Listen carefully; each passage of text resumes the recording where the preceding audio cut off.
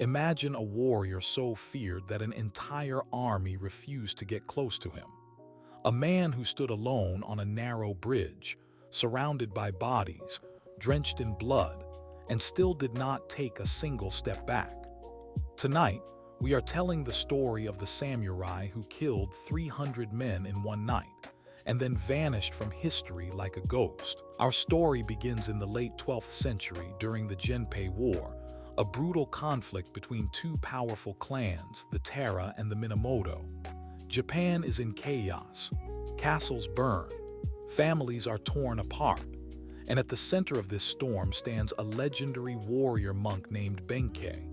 Huge in stature, broad-shouldered, stronger than any man around him. As a child, he was called Aniwaka, the demon child, because people believed no ordinary human could possess that kind of strength.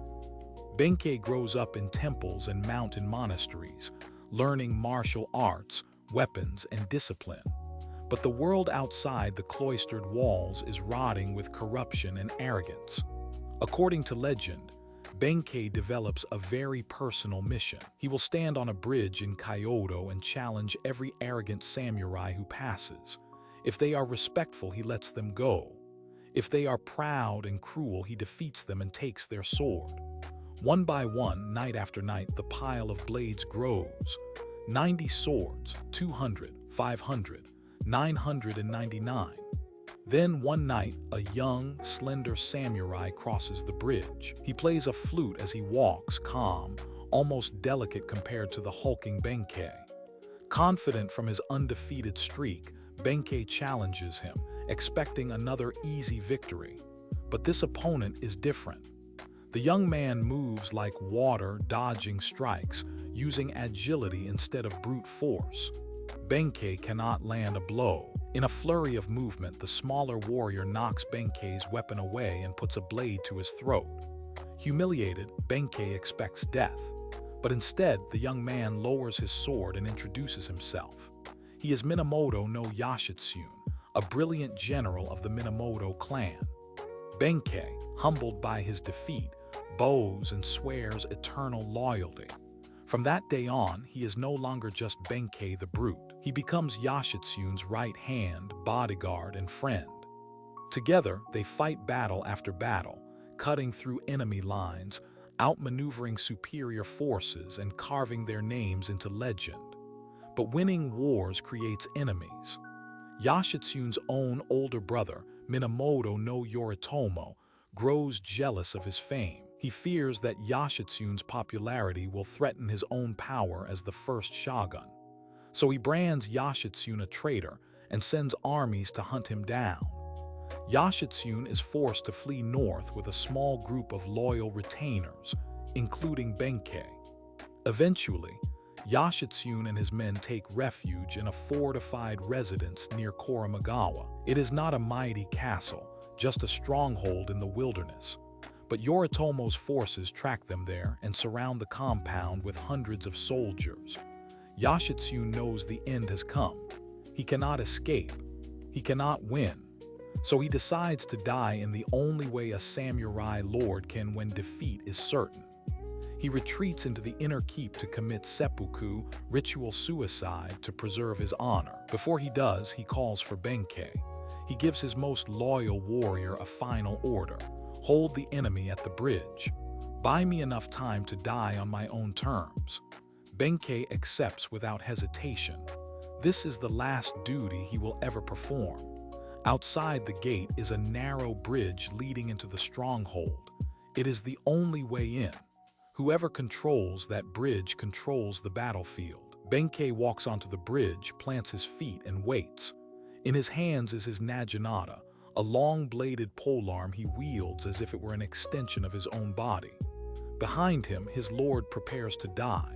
In front of him, an army gathers. The first wave of soldiers charges, confident that one man, even a giant, cannot stand against dozens. Benkei sweeps his naginata in a wide arc. The first line falls into the river or onto the rocks below. Limbs severed, armor split open. Blood sprays across the wooden planks. The soldiers regroup shaken, but Benkei has not moved. They try again, this time in greater numbers, hoping to overwhelm him. They rush forward shouting battle cries. Benkei meets them with cold, precise violence. Shaft, blade, and boot all become weapons. Some he cuts down. Others he slams with the pole, sending them sprawling. Those who try to circle around find there is no space. The bridge is too narrow. They can only attack a few at a time, and he is faster, stronger, and more disciplined than any of them. As the night wears on, the bodies pile up. 10 men, 50, 100. The air fills with the metallic smell of blood and the harsh tang of sweat. Armor scrapes against wood. Men cry out in pain, in fear, in disbelief. Benkei breathes heavily but does not falter. His duty is all that exists now. Protect the bridge. Protect Yoshitsune. Nothing else matters. Word spreads through the ranks. There is a demon on the bridge, a monster in human form. Swords and spears are useless, they say. Every man who steps forward dies. Some soldiers hesitate to advance, paralyzed by the sight of the towering warrior covered in blood, still standing straight, still swinging his weapon. By now, according to legend, Benkei has killed more than 300 men, alone, on a single bridge. One man against a small army. The commanders realize that sending more soldiers into close combat is suicide. The choke point works in Benkei's favor. As long as they fight him one by one, he will cut them down. So they change tactics. They pull back their spearmen and swordsmen and line the banks with archers. Benkei stands on the bridge, chest heaving, staring them down. He knows what is coming. There is no armor thick enough, no skill sharp enough to deflect a rain of arrows forever.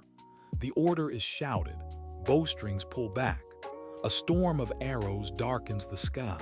They slam into Benkei's body, piercing armor and flesh. He grunts, staggers, but does not fall. More arrows fly. They strike his shoulders, legs, neck. His body becomes a living target, hit again and again until he looks like a hedgehog of steel. Blood runs down his armor in streams, and yet he remains upright. From a distance, the soldiers watch, waiting for him to collapse. Minutes pass. The bridge is silent except for the soft creak of wood and the rustle of flags in the wind. Benkei does not move, but he does not fall either. His hands still grip his weapon. His feet are still planted firmly on the planks. His eyes, from what they can see, still stare forward. Cautiously, one soldier steps onto the bridge, sword drawn, testing to see if this terrifying guardian is finally dead. He approaches slowly, expecting an ambush. No attack comes. He gets close enough to touch Benkei and realizes the truth. Benkei is dead. He died standing upright, refusing to fall even in death. His body remained locked in place long enough to frighten an entire army into delaying their advance.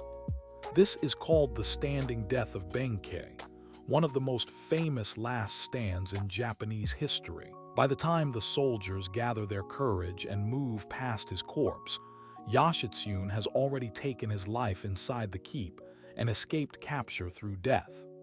Benkei's final mission is complete. So where does the part about vanishing forever come in? Because after this night, Benkei as a real person disappears into legend.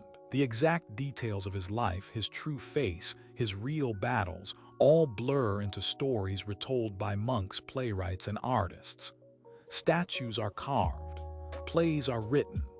Paintings show him standing on the bridge, body full of arrows, refusing to yield. But historical records are thin. Was he really one gigantic man who killed 300 enemy soldiers? Or was he a symbol, a composite of many loyal warriors whose stories merged into one?